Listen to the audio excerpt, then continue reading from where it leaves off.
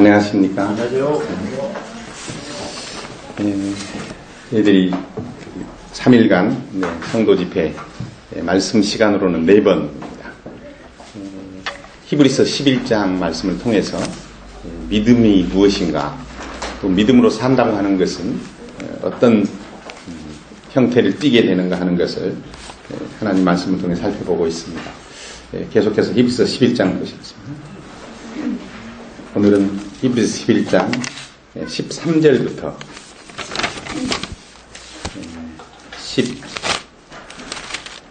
16절까지 세 절 말씀을 살펴보겠습니다. 이 사람들은 다 믿음을 따라 죽었으며 약속을 받지 못하였으되 그것들을 멀리서 보고 환영하며 또 땅에서는 외국인과 나그네라 증거하였으니 이같이 말하는 자들은 본향 찾는 것을 나타냅니다. 저희가 나온 바 본향을 생각하였다면 돌아갈 기회가 있었으려니와 저희가 이제는 더 나은 본향을 사모하니 곧 하늘에 있는 것이라. 그러므로 하나님이 저희 하나님이라 일컬음 받으심을 부끄러워 아니하시고 저희를 위하여 한 성을 예비하셨느니라.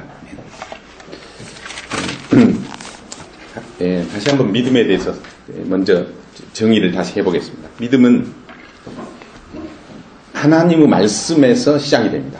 하나님이 먼저 계시고 그 하나님이 우리에게 말씀하셔야 믿음이 출발이 됩니다.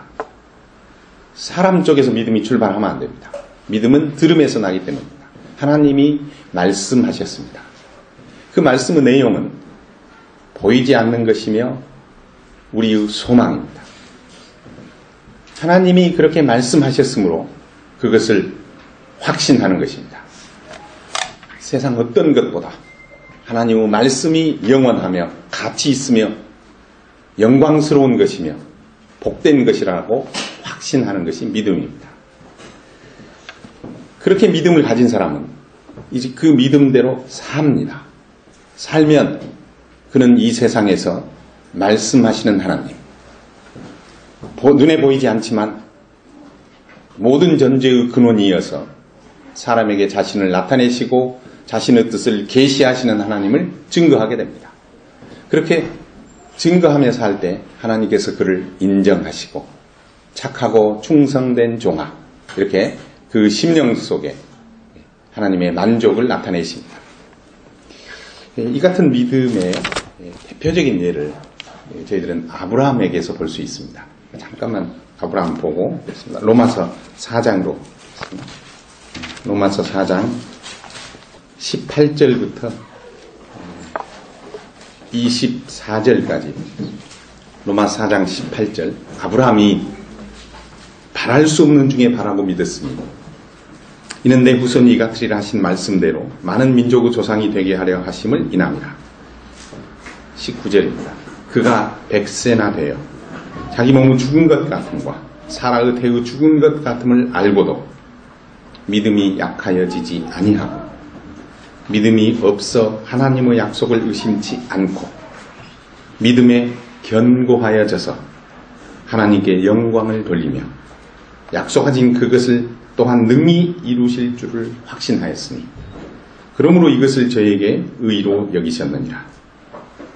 저에게 의로 여기셨다 기록된 것은 아브라함만 위한 것이 아니요 의로 여기심을 받을 우리도 위함이니 곧 예수 우리 주를 죽은 자 가운데서 살리신 이를 믿는 자니라. 예수는 우리 범죄함을 위하여 내어줌이 되고 또한 우리를 의롭다 하심을 위하여 살아나셨느니라. 여기 이제 아브라함에 대해서 기록되어 있습니다. 아브라함이 나이가 100세가 되었습니다. 물론 이제 저희들하고는 좀 개념이 다릅니다.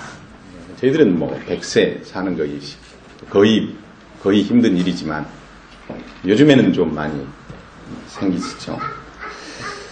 그 당시에는 이제 오래 삽니다. 아브라함은 175세를 삽니다. 그래서 조금 수명이 긴 시절입니다. 그래도 하여간 나이가 100세입니다. 그의 아내 사라의 나이는 90세입니다. 10년 차이 나게 결혼하신 거죠. 100세가 되고 90세가 되었습니다.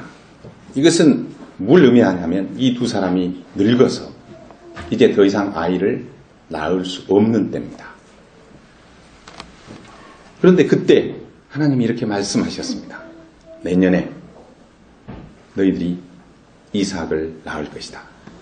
이렇게 말씀하셨습니다. 아브라함이 이것을 믿었습니다. 하나님이 의롭다 하셨습니다. 근데 이것은 아브라함에게 일어난 일이면 뭐 그렇게 중요하지 않죠. 근데 이게 우리 이야기입니다. 하나님이 성경을 통해서 이렇게 말씀하셨습니다. 예수님께서 2000년 전에 십자가에 죽으셨다. 우리의 죄를 위해, 나의 죄를 위해서 죽으셨다. 그리고 3일 만에 부활하셨다. 라고 말씀하셨습니다. 자, 이제 저희들이 이제 이것에 대해서 반응합니다. 하나님 저희들은 그렇게 말씀하셨습니다. 저희들은 그 예수님을 실제로 본 적이 없습니다. 그분은 2000년 전 이스라엘 사람입니다. 그런데 2000년 전에 십자가에 죽으신 이 예수님이 나의 죄 때문에 내가 죄인이어서 하나님 앞에 받아야 될 심판을 예수님이 대신 받으셨다라고 말합니다. 죽으셨을 뿐만 아니라 3일 만에 부활하셨다고 하는 건 뭘 의미하냐면 예수님이 자기 죄로 죽은 게 아님을 입증합니다. 성경 원칙은 이것입니다. 죄인은 죽어야 합니다. 어린아이도 죽습니다. 아주 갓난아이도 죽습니다. 갓난아이도 죄인이기 때문입니다. 죄만 없으면 그는 죽지 않습니다. 성경은 이렇게 말합니다. 사망의 이유가 뭐냐? 사람들이 왜 죽는가?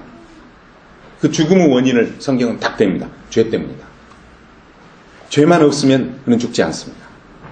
그런데 예수님은 죽었습니다. 예수님은 죄 때문이 아닙니다. 우리 죄 때문입니다. 예수님은 죄가 없으신 분인데 우리 죄로 죽으셨다라고 하는 것을 입증하는 것이 부활입니다. 주님이 부활하셨죠. 죄가 주님을 잡을 수가 없습니다. 죄가 없기 때문입니다. 그래서 예수님은 우리 죄 때문에 죽으셨고 이제 우리가 죄인이 아니라 의인으로서 하나님의 자녀로서 새 생명을 가지고 이 세상을 살 수 있도록 부활하셨습니다. 이게 복음입니다. 이걸 믿는 것은 아브라함이 100세에 아들을 주시겠다고 하는 말씀을 믿는 것과 동일한 구조를 갖고 있습니다. 그래서 아브라함은 믿음의 조상입니다. 다시 아브라함 이야기로 돌아가 보겠습니다. 아브라함은 자기 나이가 100세입니다. 아내 나이도 90세입니다. 두 사람은 자식 낳을 수 없습니다.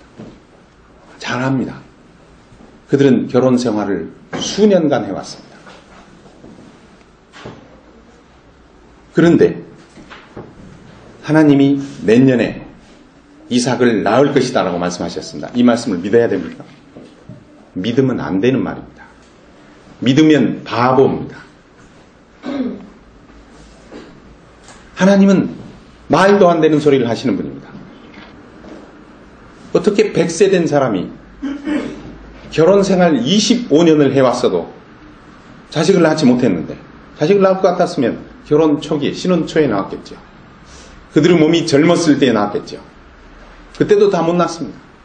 근데 이제 늙어서 더 이상 낳을 수 없다고 하는 것이 너무나 명백한 과학적으로 자연적으로 인간의 이성적으로 합리적으로 명백하게 안 되는 시점에서 딱 말하십니다. 그래서 믿음은 믿기 위해서는 이걸 포기해야 합니다. 내 생각을 포기해야 합니다. 이게 믿음이 어려운 이유입니다. 왜 사람들이 못 믿냐? 믿으면 구원받는데도 왜 못 믿냐?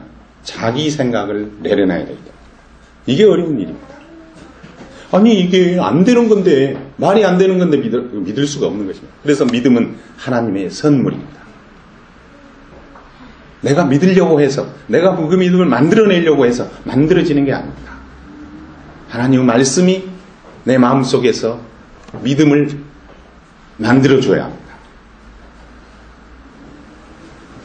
아브라함은 하나님 말씀을 들었을 때 100세인데 자식을 주시겠다.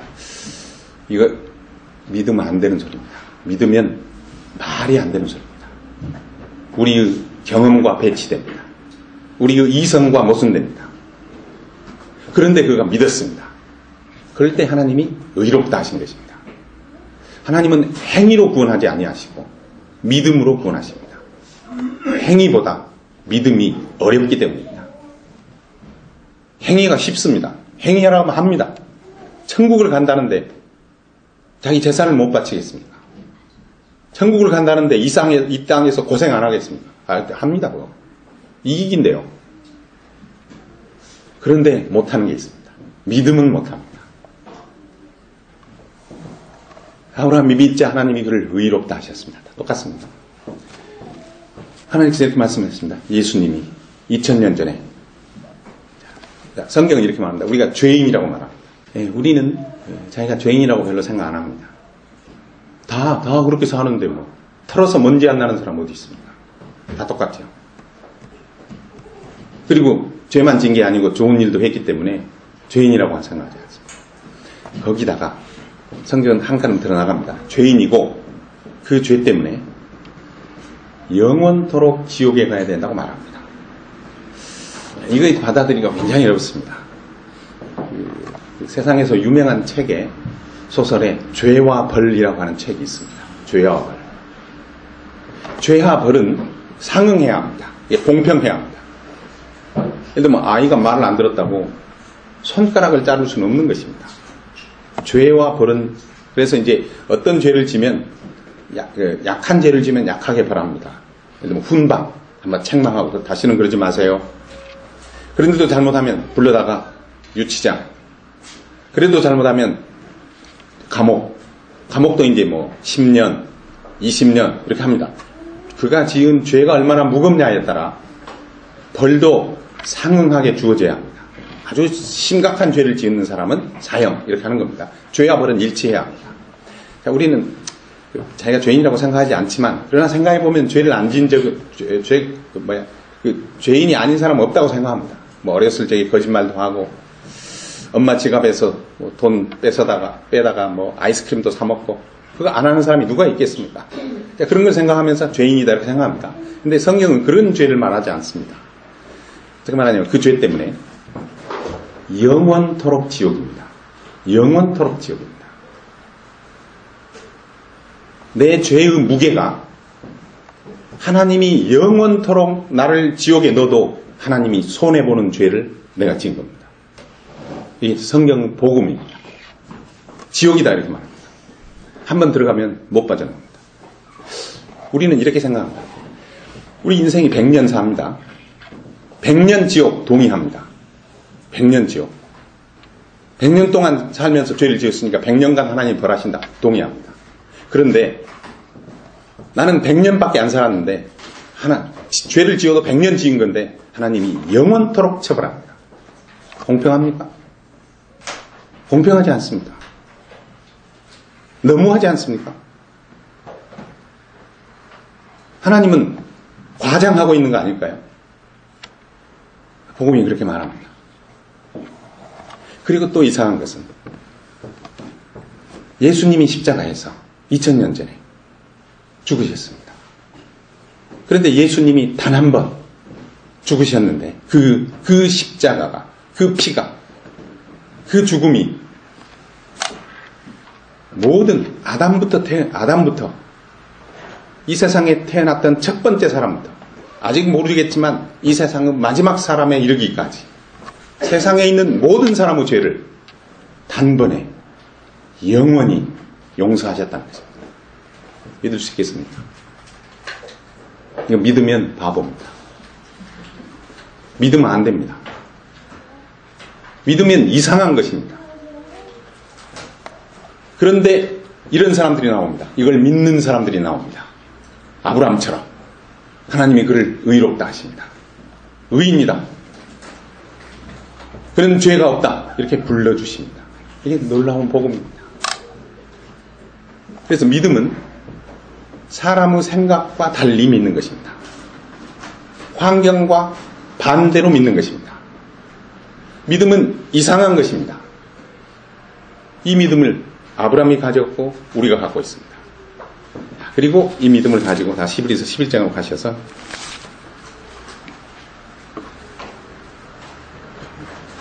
13절입니다. 이 사람들은 이 사람들이 누구냐고 했을 때 히브리서 11장에 언급되고 있는 모든 사람들입니다. 특별히 13절 앞에 언급된 모든 사람들입니다. 그러나 약간 범위를 줄여서 선명하게 표현하자면 아브라함과 이삭과 야곱입니다. 이 사람들은 믿음을 따라 죽습니다. 약속을 받지 못하였으되 그것을 멀리서 보고 환영하며, 자, 그 다음에 이번에는 이제 13절부터 16절까지는 믿음의 확신을 말하고 있습니다. 하나님께서 아브라함과 이삭과 야곱에게 이렇게 약속하셨습니다. 내가 너희에게 땅을 준다. 가나안 땅을 주겠다. 가나안 땅은 지금 이스라엘이, 중동에 있는 이스라엘 국토에 해당합니다. 훨씬 더 넓은 지역인데요. 이 가나안이라고 하는 땅을 아브라함 너에게 주겠다. 그리고 또 이렇게 약속하셨습니다. 너의 후손이 하늘의 별처럼, 땅의 티끌처럼, 바다의 모래처럼 많을 것이다. 약속했습니다. 하늘의 별을 셀 수 있겠습니까? 바다의 모래를 셀 수 있겠습니까? 흙을 셀 수 있겠습니까? 사람이 셀 수 없은 수많은 후손들이 있을 것이라고 하나님이 아브라함과 이삭과 야곱에게 약속하셨습니다. 그럼에도 불구하고 아브라함은 가나안 땅을 한 평도 차지하지 못합니다. 그는 가나안 땅에서 막벨라 동굴, 자기와 자기 아내를 묻을 막벨라 동굴 무덤 하나만 소유합니다. 하나도 그가 소유하지 못하고 죽었다라고 하는 것을 입증하는 무덤 외에는 없습니다. 그리고 아브라함은 자녀를 이삭 한 명밖에 두지 못합니다. 수많은 후손은커녕 25년 100세가 되어서 겨우 한 명 낳았습니다. 하나님이 약속한 것은 어마어마한데 그가 실제로 받은 것은 아주 작은 것입니다. 그런데도 근데 이걸 어디까지냐면 그가 죽을 때까지 그렇습니다. 죽을 때까지. 그래도 흔들리지 않고 믿고 죽습니다. 하나님의 약속이 그가 죽을 때까지 자기 생애에 이루어지지 않았는데도 그의 믿음이 흔들리지 않습니다. 이걸 믿음이라고 합니다. 어떻게 해서 이 같은 믿음을 가질 수 있을까요? 성경이 그 이야기를 하고 있는 것입니다. 성경이 이 아브라함의 이 믿음을 말하고 있는 이유는 우리가 이 세상을 믿음으로 살아야 합니다. 믿음으로 살아야 합니다. 하나님의 말씀에 근거해서 살아야 합니다. 이게 쉽지 않습니다. 더군다나 하나님의 말씀 자체가 안 이루어집니다. 그래도 하나님의 말씀은 영원할 것을 신뢰하며 사는 것입니다. 이게 쉽지 않기 때문에 믿음으로 살았던 사람의 삶을 기록하며 우리에게 그 길을 걷도록 그 뒤를 이어가도록 격려하는 말씀인 것입니다.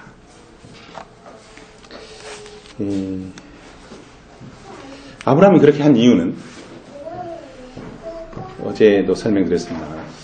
하나님께서 그에게 아들을 주시겠다라고 했는데 수많은 후손을 주시겠다고 했는데 이 아들이 사실은 그리스도인 것을 압니다. 사실 하나님이 약속한 것은 아브라함의 후손으로 예수 그리스도께서 오실 것을 약속한 것입니다. 그가 그걸 알아듣습니다. 그 말씀이 하나님이 하신 말씀이 물질적인 게 아니고 이 세상에서 눈에 보이게 이루어지는 게 아니고 이루어질 것입니다. 하나님 말씀은 문자적으로 이루어질 것입니다. 그러나 아브라함이 마음에 든 것은 나의 후손으로 하나님께서 사람이 되어 오시겠구나 를 압니다.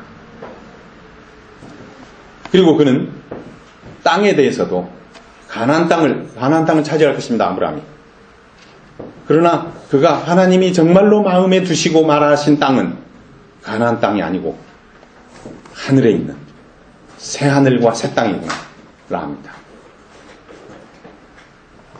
이걸 이해하기 때문에 그가 하나님께서 하신 말씀이 문자적으로 그의 생애 가운데 이루어지지 않아도, 그가 죽을 때까지 일어나지 않아도 그는 흔들리지 않습니다.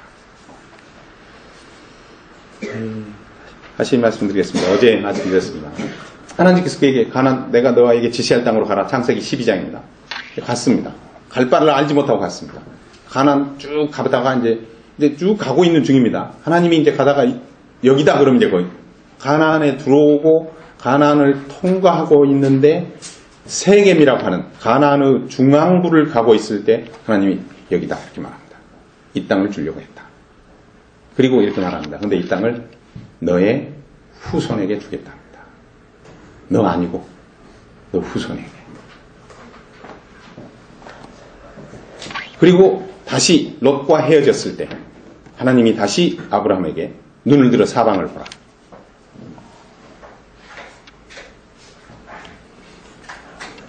네. 롯은 이제 아브라함과 롯이 이제 조카죠. 작은 아버지고 함께 살 수가 없었습니다. 이제 헤어져야 합니다. 아브라함이 양보합니다. 내가 삼촌임에도 불구하고 네가 먼저 택해라. 롯이 눈을 들어봅니다. 그리고 그는 가축이 있기 때문에 물이 많고 풀이 많이 있는 곳을 따라갑니다. 그가 롯이 떠난 후에 하나님이 이렇게 말합니다. 아브라함에게 눈을 들어 보라. 롯은 자기가 봅니다. 자기가 자기 눈을 들어 봅니다. 아브라함은 하나님이 보라고 할 때 봅니다. 동서남북을 바라보라. 네 눈에 보이는 땅은 다 네 거다. 그런데 이때는 또 다시 말합니다. 너와 후손에게 주겠다. 다시 자기가 들어갑니다. 그때 아브라함은 이해합니다. 자기가 죽은 후에 부활해서 이 땅에 오겠구나 합니다. 그래서 아브라함은 죽을 때까지 하나님의 약속이 문자적으로 이루어지지 않아도 흔들리지 않습니다. 그는 죽음이 먼저라는 걸 압니다. 그리고 그는 새로운 몸을 입고 그가 이 땅에서 하나님이 약속한 이 땅을 실제로 소유할 것을 알고 믿음으로 걸어가 다니는 것입니다.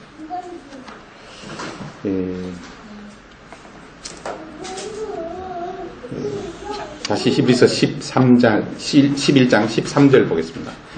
이 사람들은 믿음을 따라 죽었습니다. 약속을 받지 못했습니다. 하나님의 약속이 자기 생애에 문자적으로 일어나지 않았습니다. 그러나 그것들을 멀리서 보고, 그러나 약속을 보았습니다. 멀리서는 거리를 말하는 게 아니고 시간적으로 멀리서입니다. 그러나 그것은 수천 년 후에, 언제인지 모릅니다만 주님이 이 지상에 재림할 때, 교회는 공중 재림입니다. 이스라엘의 경우는 지상 재림입니다. 주님이 이 지상에 재림할 때 이 일이 일어나겠구나. 하나님의 경륜을 이해합니다. 그 다음에 멀리서 봅니다. 이것은 미래에 일어난 일이다. 영적으로 일어날 일이다. 이렇게 봅니다. 보고 환영하며. 네. 저희 우리나라 성경에는 표현되어 있지 않고 영어 성경 킹 제임스를 보면 가운데 하나가 더 들어갑니다. 멀리서 봅니다. 그는 하나님의 경륜을 이해합니다. 그리고 두 번 그 다음에 들어가는 뭐냐? 그리고 확신합니다. 보고 확신합니다. 확신한다고 하는 것은 이런 뜻입니다. 요한복음 3장을 잠깐 보시죠.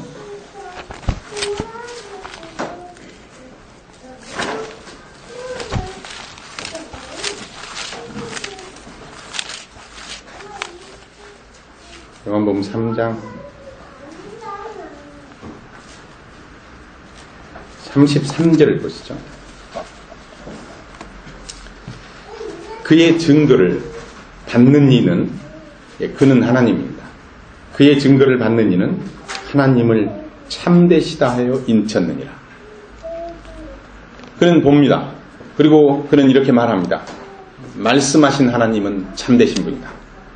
약속하신 하나님은 변치 않는 분이다 라고 도장을 찍습니다. 그걸 하고 그 다음에 다시 히브리서 11장으로 오시겠습니다. 보고 확신하고 그 다음에 환영했습니다. 환영했다고 하는 것은 사랑했다고 하는 뜻입니다. 마음으로 받아들이고 포옹하고 끌어안고 기뻐하고 입맞추고 사랑하는 것입니다.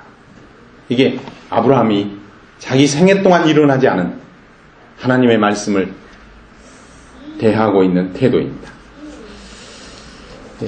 이 이제 아브라함이 그렇게 했고요. 거기에 그리고 이제 첫 번째로 이제 말씀을 확신하는 것입니다. 그다음에 두 번째는 그는 이 땅에서 외국인과 나그네로 삽니다. 그는 여기가 하나님이 자기한테 준 땅입니다. 이 땅 주인은 너다. 이거 다 네 땅이다. 그런데 그 땅에서 그는 외국인으로 삽니다. 그리고 나그네로 삽니다. 외국인이라고 하는 것은 이제 저희들도 요즘에 많이 경험하죠. 저희 나라에도 외국인 노동자들이 와 있습니다. 중국에서 또 여러 동남아 지역에서도 우리나라 이렇게 일해서 돈 벌러 우리나라에 온 사람들입니다. 많이 있습니다. 그 외국인들 우리가 어떻게 대하죠? 아마 우리나라가 그런 거 아주 심하게 차별되고 한다고 그러더라고요. 여기서 있는 외국인은 우리로 생각하면 서양 사람, 우리가 만나는 서양 사람 아닙니다. 무시받는, 의심받는, 이민을 받아들이는 이유는, 외국 노동자들을 받아들이는 이유는 딱 하나입니다. 국내 노동자들이 안 하려고 하는 일을 시키기 위해서입니다. 우리나라 사람은 안 합니다. 돈 줘도 안 합니다. 그런데 그 일은 해야 합니다. 그래야 국가가 생활이 돌아갑니다. 이거 돈 줄 테니까 후진국에서 받아들이는 것입니다. 이게 외국인입니다. 아브라함이 그 가나안 땅에서 그런 취급을 의심받고 무시받고 경멸받는 사람으로 그 땅을 삽니다. 그리고 나그네입니다. 나그네는 이제 지나가는 사람이죠. 잠깐 방문하고 이제 지나가는 사람입니다. 그는 나그네는 어떤 사람이냐면 내가 여기 오래 머물지 않는다. 이 세상이 계속되지 않는다. 이 세상의 가치가 영원하지 않다. 변한다. 이건 모래 위에 지은 집이다. 무너질 것이다. 라고 하는 것을 이해하며 삽니다. 저희들이 이제 이런 부분은 그렇게 이제 아브라함이 그렇게 삶으로써 아브라함은 세상에 이렇게 증거하는 것입니다. 이 세상은 다가 아닙니다. 이 세상은 지나갈 것입니다. 이 세상에 있는 것들이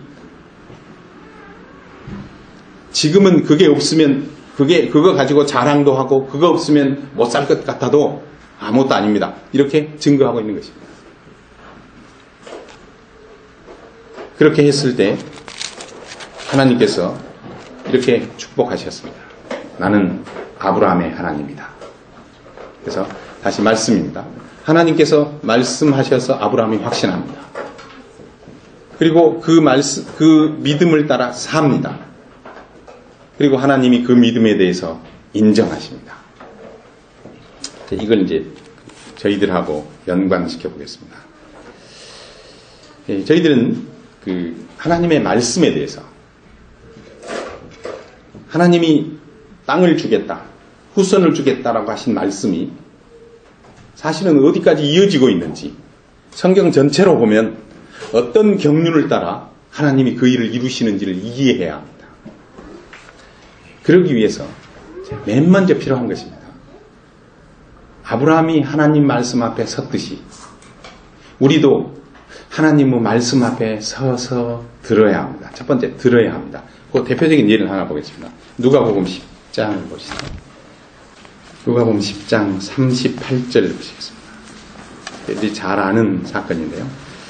저희가 길 갈 때에 예수께서 한 촌에 들어가심에 마르다라 이름하는 한 여자가 자기 집으로 영접하더라. 그에게 마리아라는 동생이 있어 주의 발 아래 앉아 그의 말씀을 듣더니 마르다는 준비하는 일이 많아 마음이 분주한지라 예수께 나와 가로되 주여 내 동생이 나 혼자 일하게 두는 것을 생각지 아니하시나이까 저를 명하사 나를 도와주라 하소서. 주께서 대답하여 가라사대 마르다야 마르다야 내가 많은 일로 염려하고 근심하나 그러나 몇 가지만 하든지 혹 한 가지만이라도 족하니라. 마리아는 이 좋은 편을 택하였으니 빼앗기지 아니하리라. 이제 마리아와 마르다 이야기가 유명한 이야기죠. 근데 이제 이 마리아의 경우에 그가 이제 주님 발 앞에 앉아서 그가 하나님 주님 말씀을 듣습니다. 근데 이에 대해서 예수님이 이렇게 말씀하십니다. 한 가지만이라도 충분하다. 필요한 한 가지가 있습니다. 이 한 가지만 있으면 충분합니다. 주님께서 한 가지를 말씀하신 적이 또 있습니다. 어디에서 이제 나오냐면 어떤 부자 청년이 주님께 나옵니다.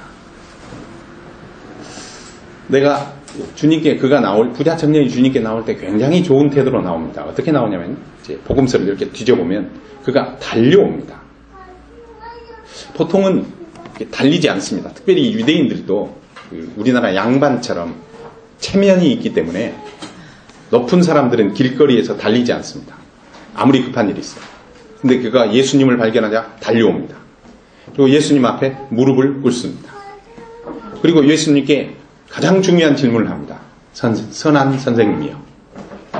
내가 무엇을 하여야 영생을 얻겠습니까? 그가 영생을 딱 질문합니다. 성도님들이 잠깐 생각해 보십시오. 만약에 성도님이 어디 길을 가거나 아니면 뭐 버스 타고 가고 있는데 옆에 어떤 사람이 와서 내가 어떻게 하면 구원을 얻을 수 있습니까? 하고 질문하면 어떻게 하시겠습니까?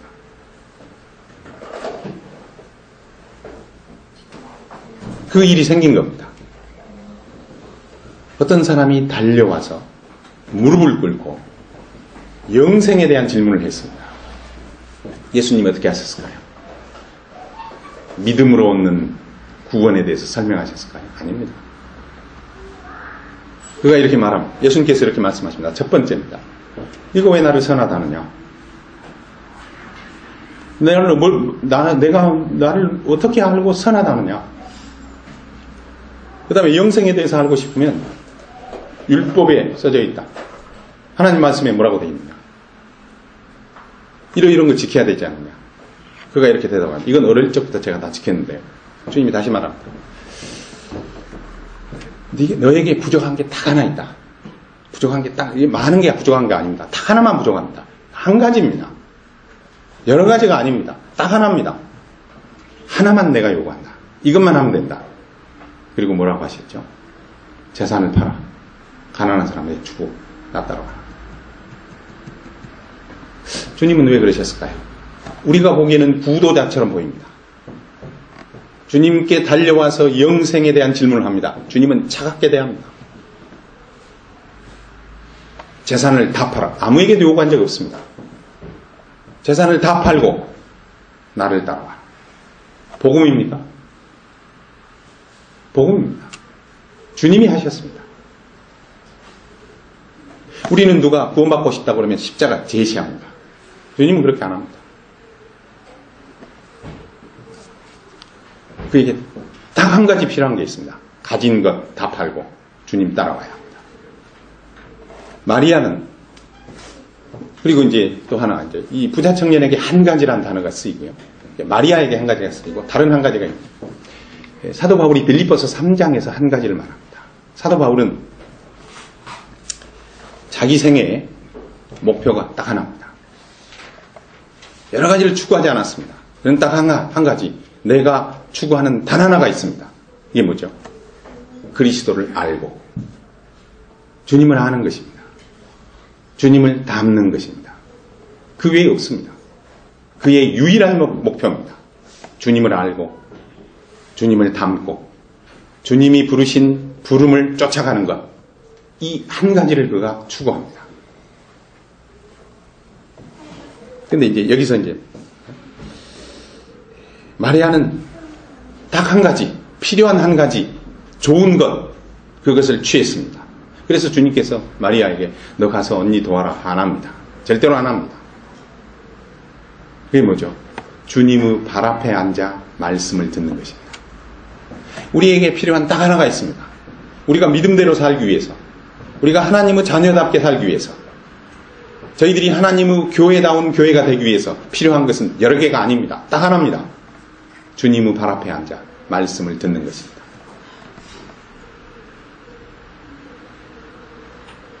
그리고 이제 저희들이 이 마리아에 대해서 나중에 보면 이 마리아가 주님의 머리에 향유를 붓습니다.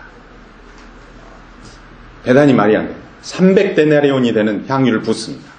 300데나리온이니까 1데나리온이 하루 임금입니다. 지금 일용직 근무자들이 하루에 버는 돈 5만 원으로 쳐도 300데나리온이면 1,500만 원입니다. 큰 돈입니다. 이 1,500만 원짜리 향유를 잘라가 주님 머리에 단번에 부어버렸습니다. 그래서 가룟 유다가 말합니다. 이 비싼 것을 이렇게 낭비하면 되냐? 이거 팔아다가 가난한 사람 도우면 되는데 주님이 마리아 편을 들어줍니다. 그가 내게 좋은 일을 하였느니라. 그가 하나님 앞에 주님 죽으심을, 주님의 장사를 위해서 그 향유를 몸에 부은 것입니다. 제자들은 주님이 십자가를 앞두고도 제자들이 하는 게 뭐냐면 누가 높냐 하는 거 합니다. 이제 예루살렘에 들어가시면 주님 나라가 세워질 텐데 그때 요한과 야고보는 어머니까지 동원해서 한편에는 내 아들 한쪽에 우편에 좌편에 앉게 해주십시오. 이렇게 하고 있습니다. 그래서 서로 싸웁니다. 그러고 있는데 주님이 죽으실 것을 알고 그 주님의 죽으신 몸에 미리 향유를, 주님의 시신에 붓는 향유를 붓고 있는 게 마리아입니다.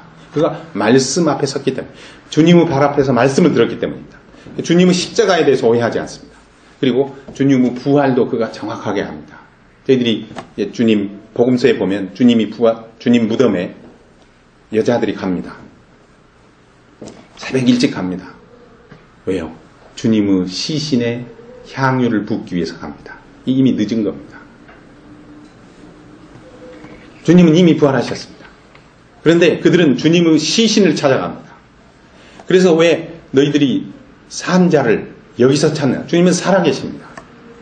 그래서 이제 그 주님 무덤에 온 여인들이, 일찍 온 여인들이 있습니다. 그 여인들의 이름이 전부 마리아입니다. 마리아만 모입니다.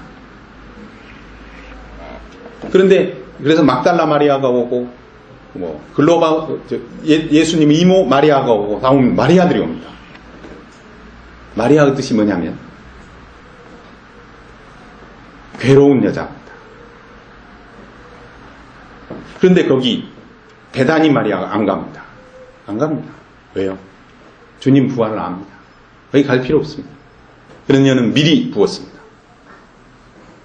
그래서 이 여자가 향유 붓는 것을 놓고 주님은 이렇게 말합니다. 복음이 전해지는 곳마다 이 여자가 향유를 부은 사실을 전파할 것이다. 그렇게까지 높여주는 것입니다.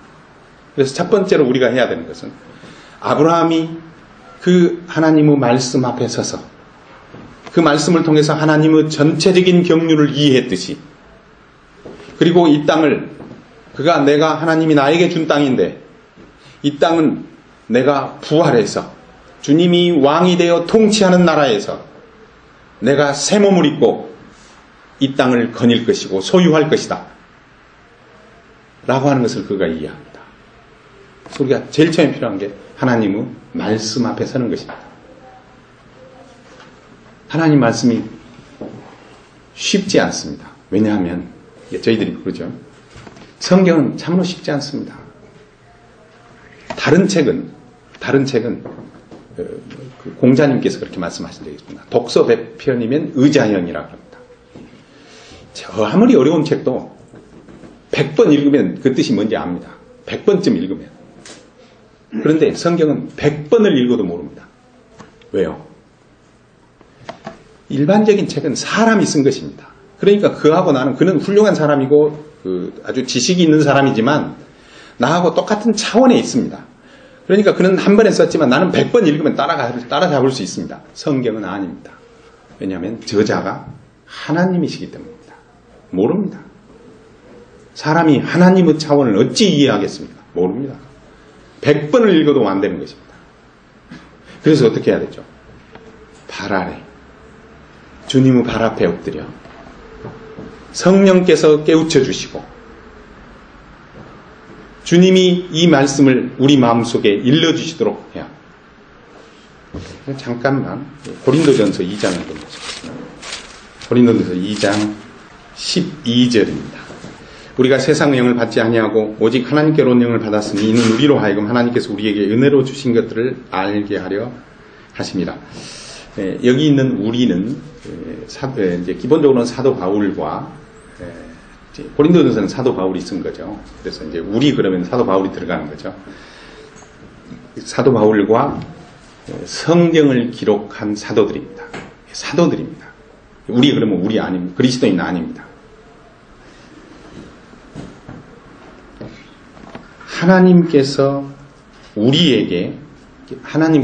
사도들에게 성경을 기록한 저자들에게 기자들에게 은혜로 알게 하셨습니다. 하나님의 뜻을 하나님이 계시하지 않으면 하나님이 말씀해 주지 않으면 절대로 알 수 없는 게 있습니다. 그것을 하나님이 알려주십니다. 천국 지옥을 누가 알겠습니까? 구원을 누가 알겠습니까?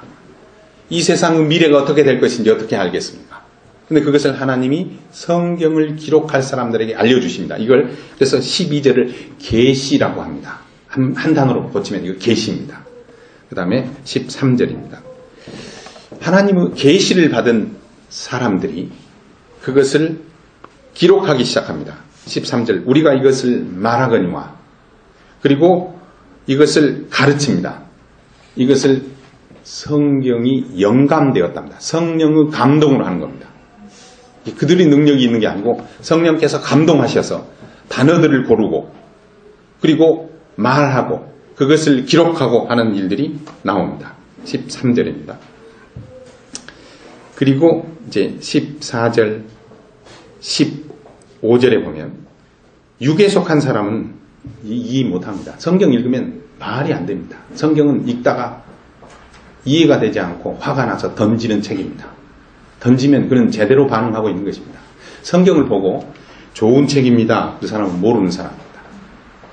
복음 집회하고 나서 아직 구원받지 않은 분이 말씀 잘 들었습니다. 그건 잘못 들은 것입니다. 잘못 들은 겁니다. 그가 뭘 이해했는지 모르지만 잘못 들은 겁니다. 그렇듯이 성경을 놓고 좋은 책이지요. 거기 보면 좋은 말도 많지요. 이거 잘못 들은 겁니다. 이해 못한 겁니다. 육에 속한 사람은 구원받지 않은 사람은 성경 하나도 몰라요. 성경을 읽고 이렇게 말하면 제대로 된 겁니다. 뭔 소리인지 모르겠어요. 제대로 반응하는 것입니다. 그 다음에 14절의 끝에 보면 영적으로 분별한다. 그 다음에 15절 판단한다. 신령한 자는 모든 것을 판단한다. 이 부분을 이제 저희들이 조명을 받는다 이렇게 합니다. 그래서 하나님께서 계시해 주시고 성경의 저자들에게 계시해 주시고 그 계시를 받은 사도들이 성경을 기록하고 영감되어 있습니다. 그리고 그것을 구원받은 사람들이 분별해냅니다. 이걸 조명을 하나님의 빛을 받는다라고 되어 있습니다. 하나님께서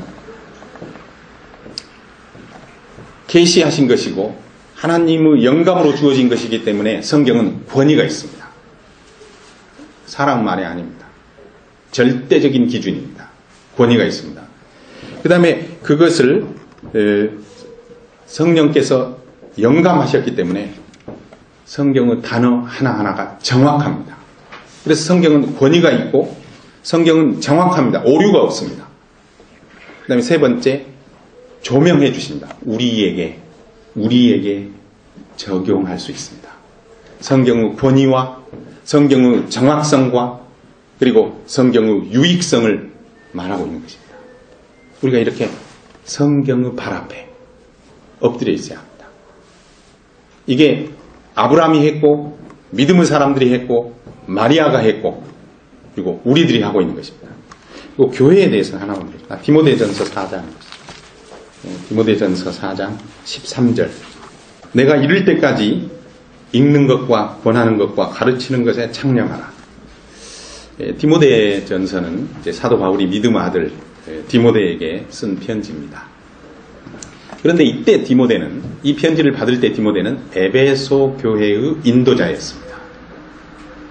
그래서 에베소 교회에서 이렇게 하라고 한 것입니다. 자, 우리는 세 가지를 합니다. 성경을 읽습니다. 성경을 읽고 그 다음에 성경을 가르칩니다.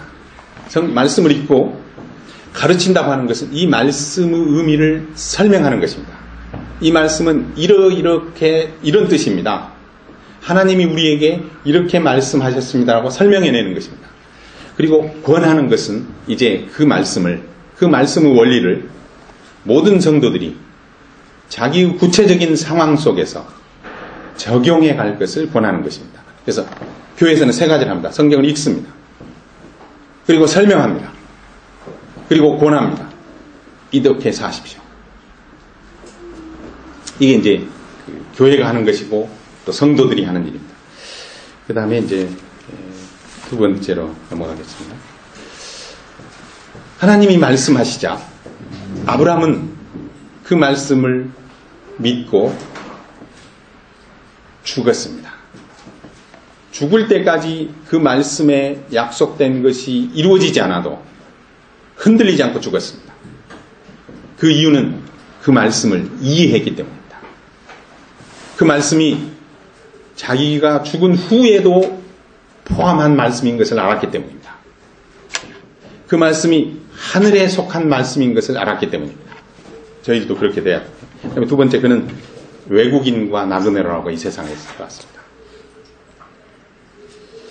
대체적으로 지금 이 땅에서 축복을 얻을 수 있다라고 말하는 것은 대체적으로 이단적입니다.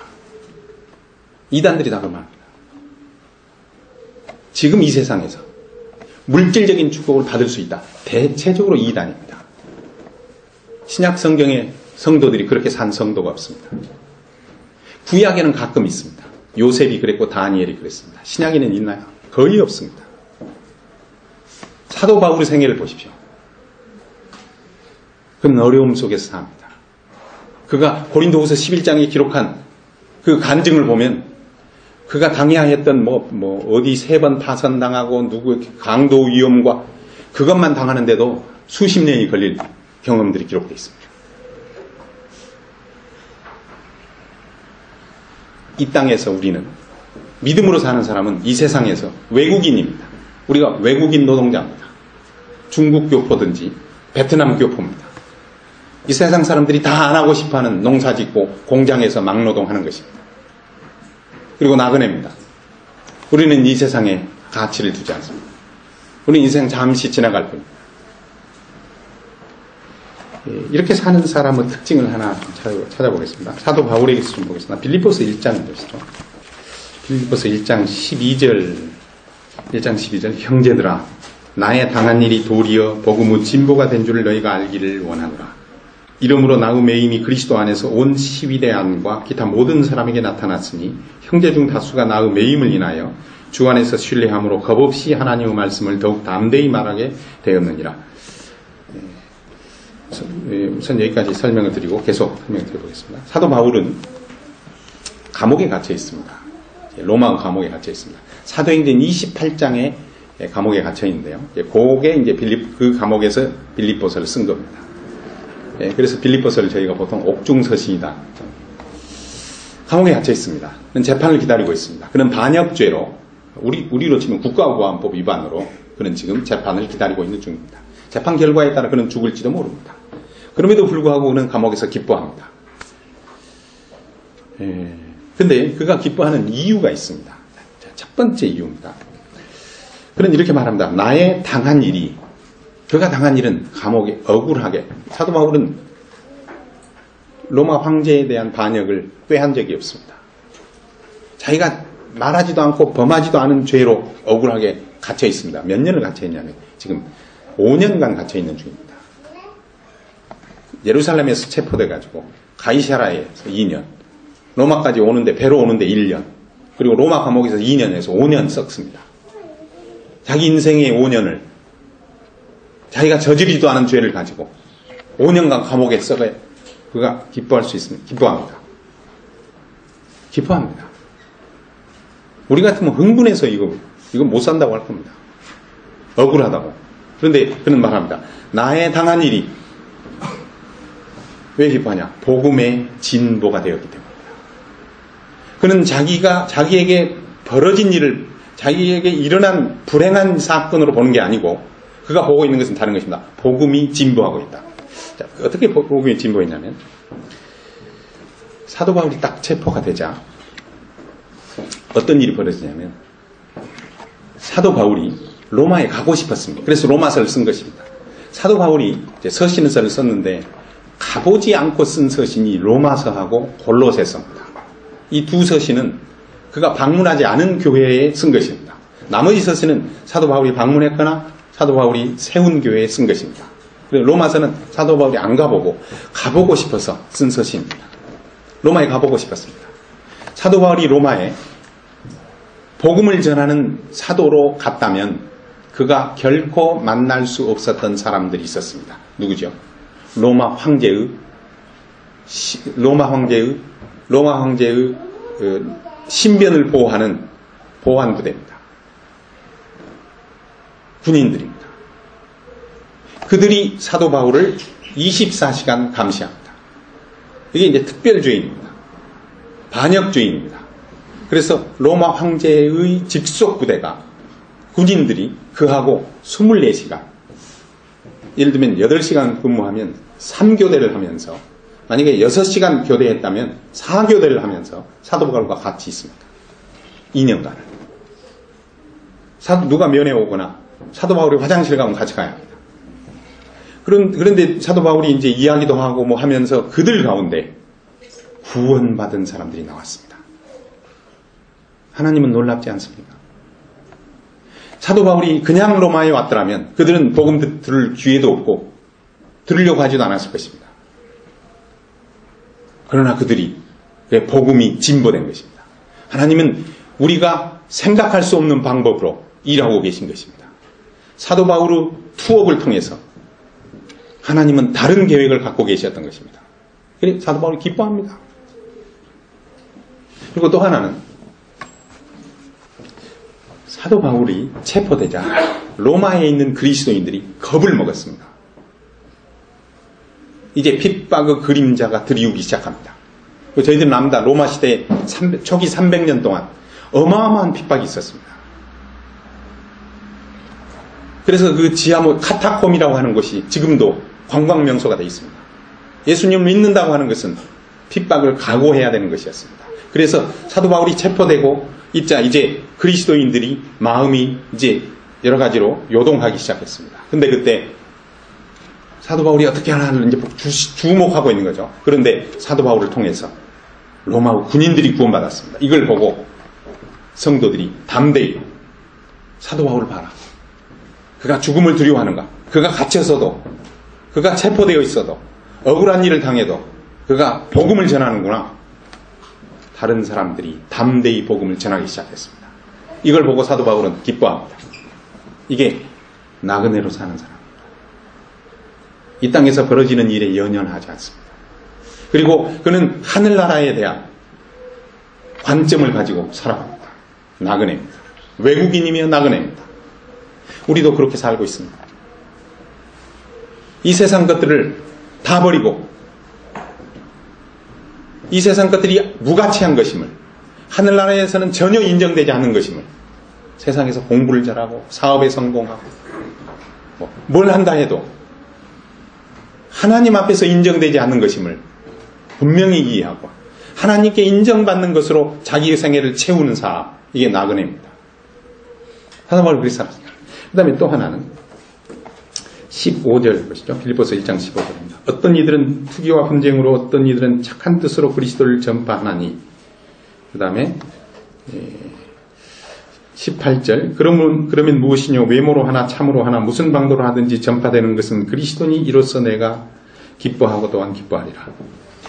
사도 바울이 체포가 되자 이제 그 당시에 많은 일꾼들이 있었습니다. 사도 바울이 그 중에 하나입니다. 그런데 사도 바울이 체포되자 이렇게 하는 사람들이 있었습니다. 사도 바울은 이제 끝이다. 사도는 뭐냐? 돌아다니며 순회하며 복음 전하고 교회 세우는 사람이 사도입니다. 그런데 감옥에 갇혀버렸습니다. 이렇게 말하는 사람들이 나왔습니다. 하나님이 사도 바울을 더 이상 쓰지 않는다. 그가 체포된 것은 우리는 모르지만 뭔가 하나님은 아시는 죄 때문에 하나님이 징계한 것이다. 이제 사도 바울은 끝이다. 하나님은 우리를 사용하신다.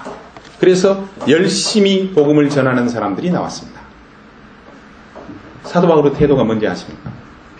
그리스도가 전파되니 나는 기뻐한다. 아니, 나에 대해서 저렇게 말할 수 있는가? 저런 소리를 하고 다니다니. 그렇게 하지 않습니다. 복음을 경쟁심으로 전할 수 있습니까? 사도 바울은 딱 하나만, 그리스도가 전파됨으로 나는 기뻐한다. 이게 나그네들의 태도입니다. 그 다음에 세 번째입니다. 23절이죠. 내가 그 두 사이에 끼었으니 떠나서 그리스도와 함께 있을 욕망을 가진 이것이 더욱 좋으나 그러나 내가 육신에 거하는 것이 너희를 위하여 더 유익하리라. 사도 바울은 이제 재판의 결과에 따라 죽을 수도 있고 살 수도 있습니다. 죽는 거 하고 사는 거 둘 중에 하나 고르시오 그랬더니 사도 바울이 이건 못 고르겠습니다 한 겁니다. 못 고르겠습니다. 이렇게 고르시면 안 됩니다. 차라리 주님 빨리 오셨으면 좋겠다. 이거 안 됩니다. 안 되는 소리입니다. 왜 그런 소리를 하냐면 사는 게 고달프니까 힘드니까 그런 소리 하는 거죠. 힘들어서 그런 소리 하는 것은 주님의 재림을 소망하는 거 아닙니다.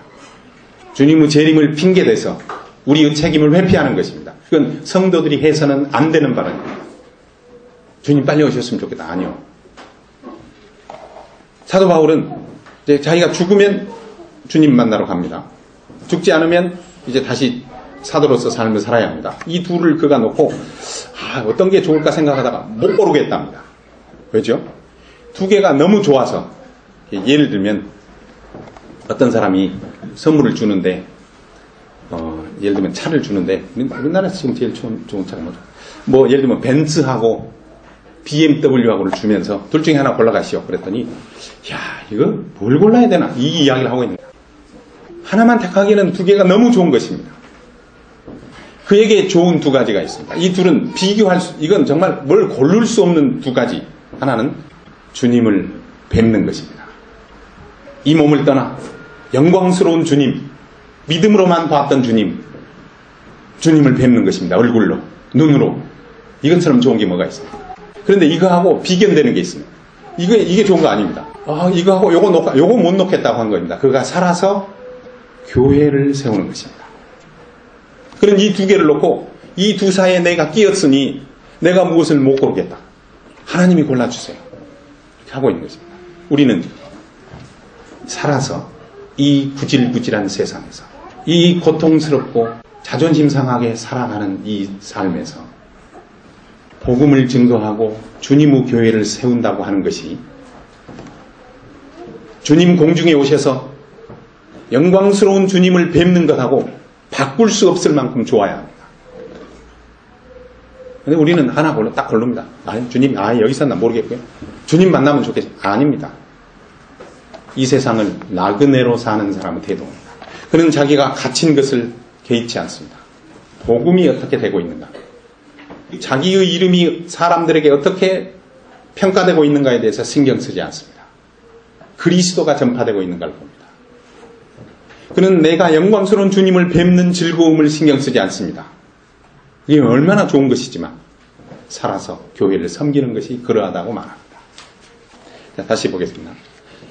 아브라함은 하나님의 말씀을 확신하되 그 확신 속에서 죽어갑니다. 죽을 때까지 확신이 흔들리지 않습니다. 하나님 말씀을 이해했기 때문입니다. 그리고 그 이해 속에서 그는 세상에서 나그네로 자신을 증거하고 살았습니다. 하나님께서 이렇게 말씀하십니다. 나는 아브라함 하나님이다. 하나님께서 여러 성도님들 하나님이십니까? 하나님이십니다. 그런데 내가 그의 하나님이다라고 부름받기를 하나님이 부끄러워 안 하셔야 합니다. 내가 그의 하나님이다. 하나님이 내가 한복내의 하나님이다. 이렇게 자랑스럽게 말하실까요? 아니면 구원했으니까 내 자녀는 맞는데 그 사람하고 같이 엮여서 그 이름이 사용되는 것에 대해서 어떻게 생각하실까요? 주님께서 저희들에게 믿음으로 살도록 격려해 주시는 말씀입니다.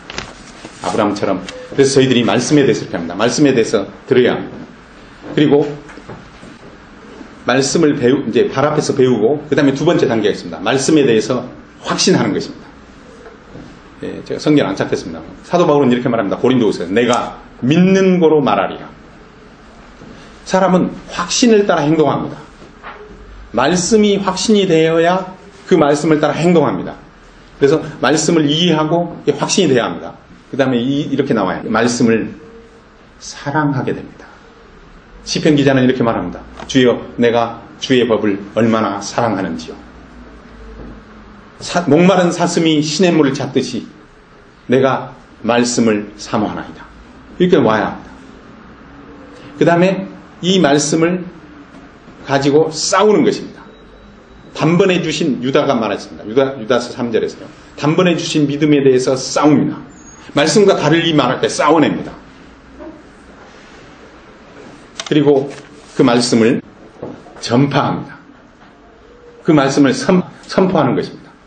그리고 그 말씀으로 충만하게 되어 변화하는 것입니다. 그리스도 말씀이 골로새서 3장 16절입니다. 그리스도 말씀이 너희 속에 풍성히 거하여 우리가 기뻐하며 감사하며 복종하는 것입니다. 이게 성령 충만입니다. 주님께서 이들을 이렇게 인도해 주시기 바랍니다.